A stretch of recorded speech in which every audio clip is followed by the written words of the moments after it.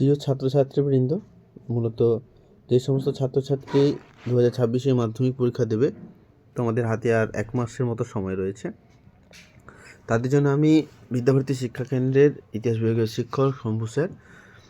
আমার দীর্ঘ 15 বছরের টিউশন পড়ানোর অভিজ্ঞতা রয়েছে। আমি মূলত ইতিহাস বিষয়টি ছাত্রছাত্রীদের পড়িয়ে থাকি। আমি তোমাদের জন্য একটি সাজেশান নিয়ে এসেছি, মূলত 8 নাম্বার, 4 নাম্বার ও 2 নাম্বারের সাজেশান। আমি তোমাদের 11টি প্রশ্ন দিয়েছি। 8 নাম্বারের মোট 11টি প্রশ্ন দিয়েছি। শিক্ষা বিস্তারে প্রাচ্যবাদী ও পাশ্চাত্য বিতর্ক কী? উচ্চশিক্ষা বিস্তারে কলকাতা বিশ্ববিদ্যালয়ের ভূমিকা আলোচনা করো। 2. তুমি কি 19 শতকের বাংলার নবজাগরণকে প্রকৃত নবজাগরণ বলে মনে করো? তুমি তোমার মতের সপক্ষে যুক্তি দাও, অথবা 19 শতকে বাংলার নবজাগরণের চরিত্র প্রকৃতি আলোচনা করো। 3. 19 শতকে বাংলার সমাজ সংস্কারে ব্রহ্ম সমাজের উদ্যোগ আলোচনা করো। ব্রহ্ম সমাজের বিভাজনের কারণ কী ছিল? নির্বিদ্রোহের কারণ ও গুরুত্ব আলোচনা করো। 5. মহাবিদ্যালয়ের চরিত্র প্রকৃতি আলোচনা করো। আবার বলছি, এই যে প্রশ্নটা মহাবিদ্যালয়ের চরিত্র প্রকৃতি আলোচনা করো, এটা যদি তোমাদের 8 নম্বরে নাও আসে না, এখান থেকে দেখবে প্রশ্ন আসবেই আসবে, হয় 4 নম্বরে আসবে। তখন যে মহাবিদ্রোহের প্রকৃতি, যে বিভিন্ন যেমন সিপাহী বিদ্রোহ কেন বলা হয়, কেন প্রথম স্বাধীনতার সংগ্রাম বলা হয়, কেন মহাবিদ্রোহ বলা হয়, কেন গণসংগ্রাম বলা হয়, এই বিষয়গুলোকে ভালো করে পড়বে। এখানে মূলত ভূমিকা, মূল বিষয় এবং উপসংহার বা মূল্যায়ন, এইভাবে মোটামুটি কিন্তু এই কোশ্চেনটাকে তৈরি করে রাখবে, মানে খুব সুন্দর করে তৈরি করে রাখবে। এখান থেকে প্রশ্ন কিন্তু তোমাদের হবে। 6. সশস্ত্র বিপ্লবী আন্দোলনের ছাত্রদের অংশগ্রহণের চরিত্র বিশ্লেষণ করো। তুমি কি তাদের আন্দোলনের পথকে সঠিক মনে করো? আর 7 নম্বর, মানুষ প্রকৃতি শিক্ষার সমন্বয় বিষয়ে রবীন্দ্রনাথ ঠাকুরের চিন্তার সংক্ষিপ্ত বিবরণ দাও। 8. 20 শতকে ভারতের উপনিবেশ বিরোধী আন্দোলনে বামপন্থীদের ভূমিকা আলোচনা করো। ওই প্রশ্নটা এইভাবেও আসতে পারে, 20 শতকে ভারতে বামপন্থী রাজনীতির প্রধান বৈশিষ্ট্যগুলি সংক্ষেপে লেখো। এর প্রধান ত্রুটিগুলি কী ছিল? মানে বামপন্থী আন্দোলনের ত্রুটিগুলি কী ছিল? 9.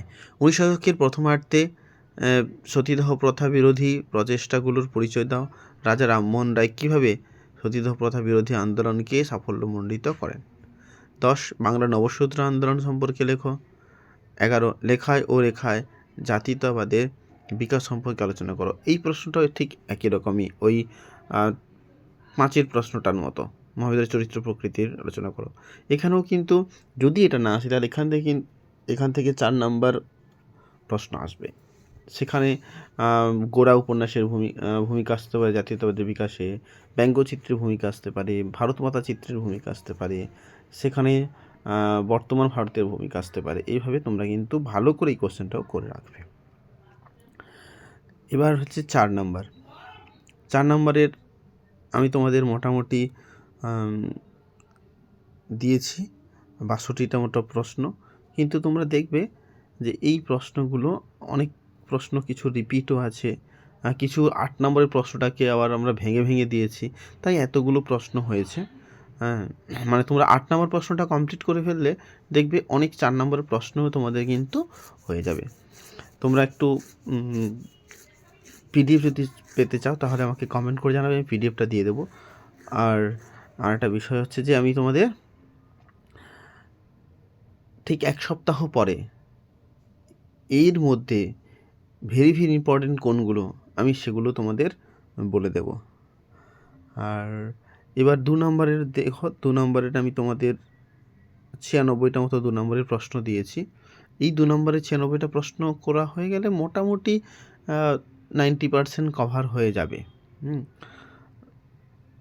আর 1 নম্বর 2 নম্বরের ক্ষেত্রে আবার বলবো, তোমাদের কাছে যে টেক্সট পেপার রয়েছে সেই টেক্সট পেপারগুলো ভালো করে নাও সেটগুলো। আর তোমরা যখন টেক্সট বই পড়েছো, সেই টেক্সট বই পড়ার সময় নিশ্চয়ই তোমরা সেখান থেকে 1 লাইনার করে তোমরা শর্ট কোশ্চেন তৈরি করেছিলে। আর যদি না তৈরি করে থাকো কিছুই করার নেই, তাহলে ওই টেক্সট পেপার করো। যদি অনলাইন না শর্ট কোশ্চেন করে থাকো, আমি তো আমার ছাত্রছাত্রী করিয়েছি, তো ওইগুলো 2-3 বার করে রিডিং মারতে থাকো। প্রত্যেক সপ্তাহে আপাতত একবার করে রিডিং মারতে থাকো, দেখবে কিন্তু কভার হয়ে যাবে। আর আরেকটা বিষয়, তোমরা এই সময় প্র্যাকটিসটা একটু এক্সাম দেওয়ার চেষ্টা করো, ভালো করে এক্সাম দাও। যারা একটু দুর্বল, যাদের এখন সব কমপ্লিট হয়নি, এখনও পড়া অনেক বাকি রয়েছে, তোমাদের ক্ষেত্রে বলো তোমরা ভূমিকা, মূল পয়েন্ট আর তোমার হচ্ছে উপসংহারটা মুখস্থ করো। আর বাকি যে মূল পয়েন্টের ডিসকাশন, ওগুলো একবার দুবার রিডিং পড়ে রাখো। পরীক্ষায় মোটামুটি একটা ফিগার লিখে আসলে না, তোমরা 50% মার্কস পেয়ে যাবে। ভূমিকা একটু লিখলে, মূল বিষয়টা পয়েন্টগুলোকে একটু করে দিলে, বা এক লাইন করে সেই পয়েন্টগুলোকে তোমরা নিজেরাই ডিসকাস করে দিলে নিজের মতো করে। আর আর ভূমিকা লিখলে, উপসংখ্যা লিখলেই না তোমরা 50% করে মার্কস পেয়ে যাবে। ওটা নিয়ে টেনশন নেওয়ার কোনো প্রয়োজনীয়তা নেই। লাস্ট মুহূর্তে সব সুন্দর করে মুখস্থ করতে গেলে কিন্তু অসুবিধার মধ্যে তোমরা পড়বে। আচ্ছা, এই আরেকটা কথা আমি তোমাদের বলে দিই, এই 4 নম্বরের ক্ষেত্রে না, দেখো এই জায়গা থেকে না,